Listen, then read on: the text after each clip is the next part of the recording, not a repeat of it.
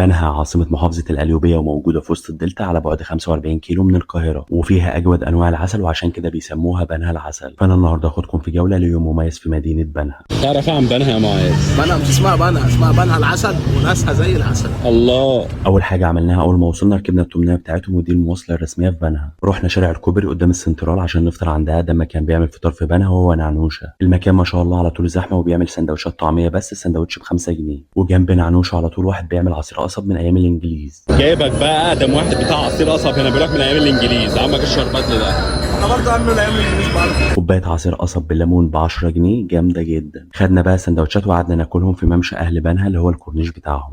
ايه رايك في الفطار يا معاذ؟ سندوتش صغير بس طعم. خلصنا الفطار بتاعنا ورحنا عند المحطة عشان نحبس بكوباية شاي في واحدة من أقدم القهاوي اللي موجودة في بنها. بعد كده لفينا شوية في الفلل ودي أحلى منطقة في بنها تقريبا.